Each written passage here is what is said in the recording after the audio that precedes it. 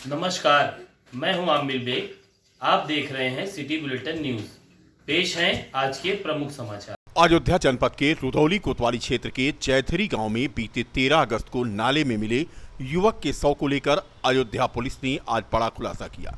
Police line सभागार में press conference के दौरान एसएसपी शैलेश पांडे ने हत्या का खुलासा करते हुए बताया कि युवक की हत्या प्रेम प्रसंग में गला दबाकर की गई थी।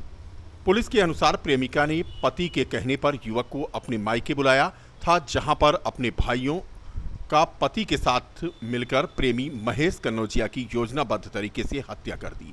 प्रेमिका ने प्रेमी को घर पर बुलाकर चाय में नींद की गोली मिलाकर पहले बेहोश कर दिया और उसके बाद भाइयों ने उसका गला दबा करके उसे मौत के घाट उतार दिया। इस दौरान प्रेमिका ने भी दुपट्टे से अपने प्रेमी का गला कस दिया।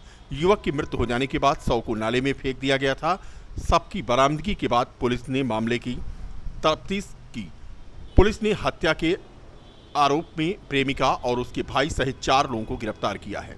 दरअसल कोतवाली के सुजागंज चौकी क्षेत्र के रसूलपुर गांव में शनिवार की सुबह ग्रामीणों ने नाले में एक शव देखा था, जिसकी सूचना मिलने पर पुलिस ने पूरे मामले की जांच की थी। मृतक महेश कन्नौजिया पुत्र रामनिवाज कन्नौजिया निवासी ग्राम बिड़हार थाना रुधौली का अभियुक्ता सीमा यादव से 7-8 साल पहले दोस्ती हो गई थी और बाद में सीमा यादव से शारीरिक संबंध हो गए थे। यह सब कुछ कई साल तक चलता रहा, लेकिन बाद में ससुरालीजनों को खबर मिल गई थी। और उसमें एसपी बिहार और सीओ रुधौली के क्लोज सुपरविजन में थाना रुधौली की टीम ने सराहनीय कार्य करते हुए इस घटना का अनावरण किया और इसमें 4 अभियुक्त गिरफ्तार किए गए हैं, जिनके नाम सीमा यादव, भानु, अक्षय और सतीश यादव हैं। सीमा, भानु और अक्षय भाई बहन हैं और सतीश जो है वो सीमा का पति है। घटना के पीछे की मोटिव के बारे में जब जानकारी की गई तो ये पता चला, जो आरोपी पकड़े गए हैं उनका कहना था कि मृतक के और सीमा के पूर्व से संबंध थे। सीमा की शादी हो गई, शादी के बाद भी मृतक संबंध को कंटिन्यू रखना चाहता था। उसी को मोटिव लेते हुए जिस दिन बॉडी बरामद हुई थी उसके एक दिन पहले सीमा द्वारा फोन करके महेश को बुलाया गया, उसको चाय में नींद की गोली दी गई। उसके बाद इन लोगों ने दुपट्टे से गला घोंट के उसकी हत्या कर दी और उसके बाद शव को जैथरा गांव के पास नाले के निकट फेंक दिया और वहीं पे पास में मृतक की मोटरसाइकिल भी फेंक दी। इस पूरे घटना का पुलिस टीम ने सफल अनावरण किया तथा सभी अभियुक्तों को गिरफ्तार कर लिया। इनको जेल भेज के आगे की विधिक कार्रवाई सुनिश्चित कराई जाएगी। रामनगरी अयोध्या में आज से मिशन शक्ति फेज 3 का शुभारंभ हो गया। सांसद लल्लू सिंह, महापौर ऋषिकेश उपाध्याय और जिला पंचायत अध्यक्ष रोली सिंह व जनपद के अधिकारियों ने इसका शुभारंभ किया। गांधी सभागार में यह आयोजन किया गया। 85 मातृशक्तियों का यहां सम्मान हुआ और 13 मुख्यमंत्री कन्या सुमंगलम योजना व निराश्रित महिला पेंशन लाभार्थियों को प्रमाण पत्र दिया गया। 31 दिसंबर तक मिशन शक्ति अभियान चलेगा। दूसरी तरफ आज जिला विकास समन्वय एवं निगरानी समिति की बैठक भी संपन्न हुई। बैठक की अध्यक्षता सांसद लल्लू सिंह ने की। कलेक्ट्रेट सभागार में आयोजित की गई यह बैठक और जिसमें मिशन शक्ति महिला सशक्तिकरण के तीसरे फेज को लेकर के चर्चा की गई। थाना गोसाईगंज पुलिस ने लकी ड्रा का झांसा देकर धोखाधड़ी कूटरचित तरीके से जरिए ऑनलाइन ठगी करने वाले 3 अभियुक्तों को गिरफ्तार कर लिया है, जिसका खुलासा आज एसएसपी शैलेश कुमार पांडे ने करते हुए बताया। गिरफ्तार किए गए 3 अभियुक्तों के पास से 55,000 नकद, 4 मोबाइल फोन, 1 एटीएम व 3 अदद बैंक पासबुक भी बरामद किया गया है। एसएसपी ने बताया कि ऑनलाइन ठगी की शिकायत मिलने के बाद पुलिस की टीम को सक्रिय किया गया था। परिणाम रहा कि गोसाईगंज पुलिस ने कार्रवाई करते हुए ठगी करने वाले 3 अभियुक्तों आलोक पाठक, नवीन दुबे और वरियाजुद्दीन को गिरफ्तार कर लिया। इनके विरुद्ध विधिक कार्रवाई पुलिस कर रही है। ये लोगों को ओटीपी उनका लेकर के और झांसा देकर के ऑनलाइन ठगी करते थे। अत्यंत सराहनीय कार्य करते हुए अंतर्राज्यीय साइबर अपराध करने वाले अपराधियों का एक गैंग पकड़ा है, जिसके 3 सदस्य अभी गिरफ्तार किए गए हैं, जिनके नाम आलोक पाठक, नवीन दुबे और रियाजुद्दीन है। आलोक थाना पूरा कलंदर जनपद अयोध्या क्षेत्र का रहने वाला है और बाकी जो दोनों अभियुक्त हैं वो लखनऊ के रहने वाले हैं। इनके द्वारा भोले भाले लोगों को फ़ोन करके उनसे लकी ड्रॉ के नाम पे अकाउंट में पैसे डलवाना, उनकी यूपीआई हैक कर लेना। महिलाओं और बालिकाओं को उनके अधिकारों और उन्हें स्वावलंबी बनाने के लिए प्रदेश सरकार की ओर से चलाई जा रही नारी सशक्तिकरण अभियान के तहत लगातार जागरूकता अभियान चलाया जा रहा है। इसी कड़ी में आज जिले के HCJ एकेडमी में एक गोष्ठी का आयोजन किया गया, जिसमें छात्राओं और अध्यापिकाओं को आत्मरक्षा के गुर सिखाए गए। इसके साथ ही उन्हें बुराइयों से लड़ने के लिए प्रेरित भी किया गया। गोष्ठी को संबोधित करने पहुंची SI महिला थाना साधना सिंह ने कहा कि प्रदेश की सरकार महिलाओं की सुरक्षा के लिए जहां अभियान चला रही है, जनपद की पुलिस भी पूरी तरह से उस पर काम कर रही है। उन्होंने कहा कि किसी भी महिला बालिका को डरने की जरूरत नहीं।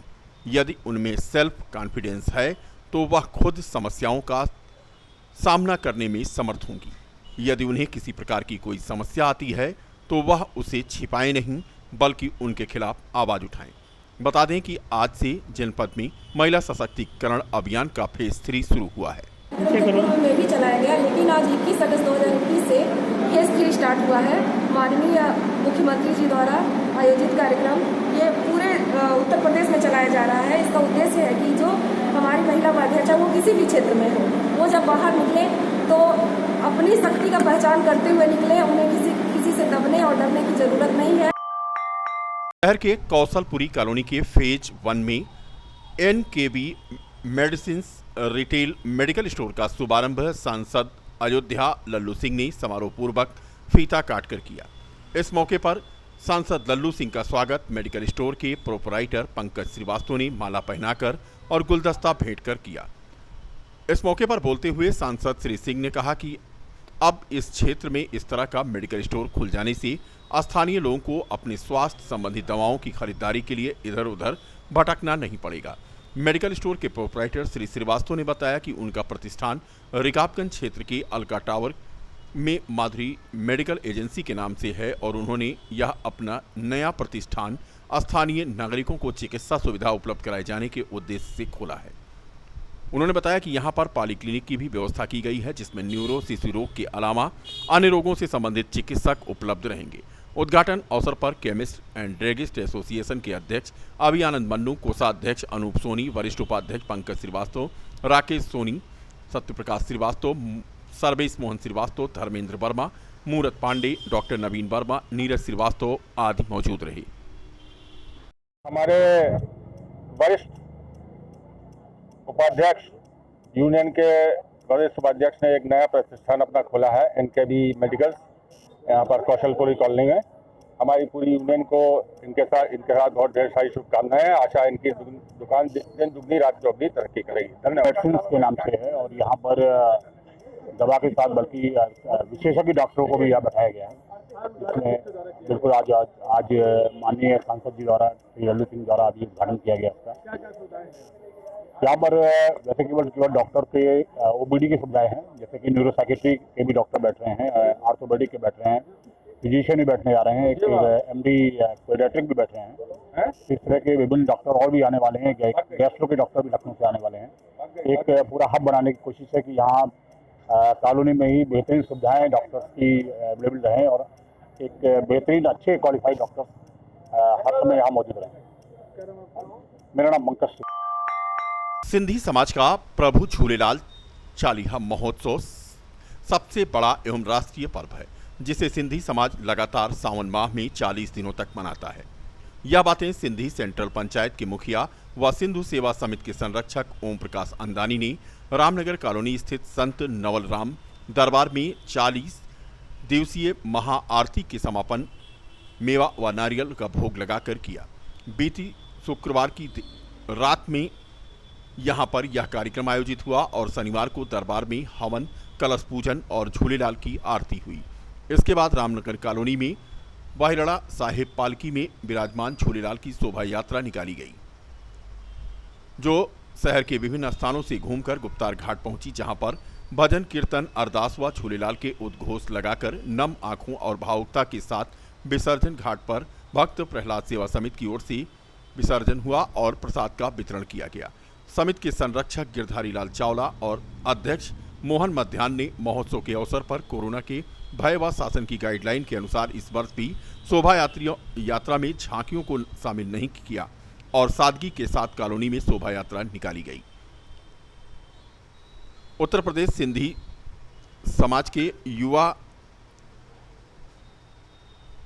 संगठन के प्रदेश अध्यक्ष ओम प्रकाश ओमी और उत्तर प्रदेश सिंधी एकेडमी के पूर्व उपाध्यक्ष अमृत राजपाल ने इस दौरान प्रदेश सरकार से मांग की कि प्रभु झूलेलाल की जीवनी सरकारी पाठ्यक्रम में शामिल की जाए। वासियों को प्रभु झूलेलाल महोत्सव की ढेर सारी बधाई शुभकामनाएं देता हूं और प्रभु झूलेलाल जी से हम प्रार्थना करते हैं कि विगत 2 वर्षों से जो कोरोना की मार हमारा देश, हमारा प्रदेश और अयोध्या जनपद झेल रहा है, इससे मुक्ति मिले, सारे लोग प्रसन्न हो, सारे परिवारों में खुशहाली तरक्की आए, लोगों का व्यापार आगे बढ़े, हमारा जनपद, प्रदेश और देश तरक्की और विकास के रास्ते पर आगे बढ़े। यही प्रभु झूलेलाल जी से आज हमने प्रार्थना की। सभी के खुशहाली और तरक्की की कामना करते हैं। पुनः प्रभु झूलेलाल महोत्सव की सभी को ढेर सारी बधाई शुभकामनाएं। 69वें प्रभु झूलेलाल चालिया महोत्सव की जनपद वासियों को ढेर सारी शुभकामनाएं, बधाई। प्रभु झूलेलाल के चरणों में यही प्रार्थना है, विनती है कि देश कोरोना मुक्त हो और देश उन्नति प्रगति के रास्ते पर बढ़े और आने वाले समय में 2022 में आदरणीय अखिलेश यादव जी मुख्यमंत्री बने। आप प्रभु झूलेलाल जी के चरणों में यही विनती प्रार्थना करते हैं और सुख समृद्धि सभी के परिवारों में लौटे। पुनः झूलेलाल जी के चरणों में वंदन अभिनंदन करते हुए अपनी वाणी को विराम देंगे। सभी को बधाई शुभकामनाएं। आज हमारा 40वां खत्म हो गया, 41वां है झूलेलाल बाराणा साहब जो जुलूस निकलता था। प्रशासन गाइडलाइन की देखते हुए, पुलिस प्रशासन को देखते हुए, कोरोना को देखते हुए हम लोग जुलूस नहीं निकाल रहे हैं। ये बाराणा साहब की है जो मंदिर बना के विसर्जन की ओर जा रहे हैं। और हम लोग जो झांकियाँ निकालते 2 साल से कोरोना की वजह से हम लोग नहीं निकाल रहे हैं, बहुत तकलीफ है, लेकिन कोरोना को देखते हुए हम लोग झांकियाँ नहीं निकाल रहे हैं। ये बाराणा साहब विसर्जन की ओर जा रहा है, गुप्तार घाट में इसको विसर्जन किया जाएगा। 40वें की झूलेलाल की सबको लाख महोत्सव है। ये कोविड की वजह से इस बार भी जो है झूलेलाल की जो पद यात्रा और जुलूस नहीं निकल पाया है, इसलिए हम लोग यहाँ पे विसर्जन सादगी रूप से कोविड की वजह से कोविड का पालन करते हुए तेज कुमार माखेजा। भाई बहन के प्यार व स्नेह का प्रतीक माना जाने वाला रक्षाबंधन पर्व, जिसकी आज तैयारियां जोरों पर थीं। रविवार को यह पर्व मनाया जाएगा। रक्षाबंधन पर्व पर महिलाएं रामलला को रक्षा सूत्र बांधकर अपने आराध्य के प्रति स्नेह प्रकट करेंगी। रामलला के मुख्य पुजारी आचार्य सत्येंद्र दास ने बताया कि हमारे यहाँ कुछ बहनें हैं जो रामलला के लिए राखी भेजती हैं। उन्होंने बताया कि रक्षा सूत्र बांधने की परंपरा सदियों से चली आ रही है, जो आज रक्षाबंधन के रूप में मनाया जाता है। रक्षाबंधन का त्यौहार नजदीक आते ही बाजारों में रौनक बढ़ गई है। बाजारों में मिठाई और राखी की दुकानें सज गई हैं। बहनें भाइयों के लिए राखी और मिठाई खरीदने में मशगूल हैं, जिसको लेकर खासा उत्साह देखा जा रहा है। वहीं रामलला के मुख्य पुजारी आचार्य सत्येंद्र दास ने बताया कि त्रेता युग में वामन भगवान को रक्षा सूत्र बांधा गया था, तभी से यह परंपरा चली आ रही है।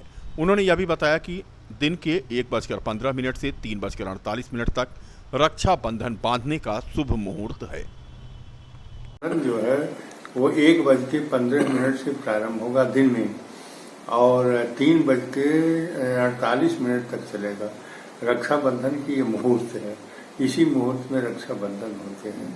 रक्षाबंधन बहुत परंपरा है और हमारे यहाँ मंत्र है, येन बद्धो बलि राजा दान में जो महाबल है, तेन ताम प्रतिबंधामि बंधे माचल माचल है।